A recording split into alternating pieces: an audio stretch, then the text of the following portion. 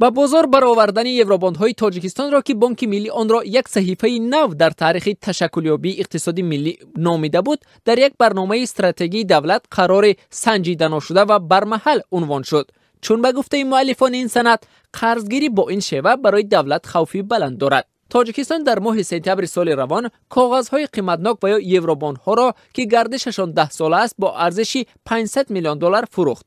بانک ملی معرکه فروش کاغذهای قیمتبها را با موفقیت و یک صحیفه نوی تاریخ تشکلیابی اقتصادی ملی عنوان کرد.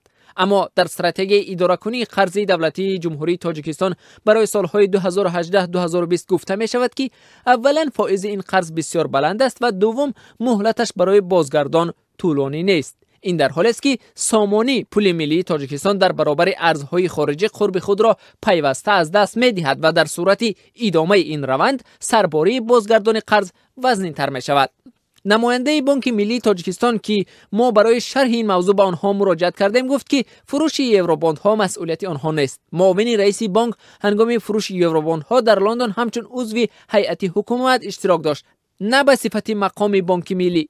در وزارت مالیه سود و زیان فروش یوروباندهای تاجیکستان که ماه سپتامبر در 4 شهر دنیا لندن، سوریخ، نیویورک و بوستون صورت گرفت تحلیل کردند. با آنکه مؤلفان استراتژی دو برتری جلب قرض یوروباندها را ذکر کردند، اما همچنان از پیامد این گونه قرضگیری هشدار دادند. در رابطه با دو برتری استراتژی‌های وزارت میگویند اولا خریداران یوروباندها به فرق از سازمان‌های بین‌المللی هنگام قرض دادن در نزد حکومت تاجیکستان شرط نمیگذارند. معمولا سازمان‌های بین‌المللی به مثل بانک جهانی و یا بانک آسیای رشد قبل از جدا کردن قرض شرط اصلاحات را مطرح می‌کنند که برای تاجیکستان چندان خوشایند نیست. دوم، مبلغ از فروش یوروباندها زود به صورتحسابی حکومت تاجیکستان می‌ریزد. تنها بعد از اجرای شرطشان از سوی حکومت به کشور پول می‌دهند. ولی در ادامه مؤلفان این استراتژی نوشتند بهره یوروباندها به فرق از قرض‌های سازمان‌های بین‌المللی به تاجیکستان با امتیاز نیست. تاجیکستان برای 500 میلیون دلاری که از فروش یوروباندها به دست آورد باید هر سال 7.1% سود بدهد.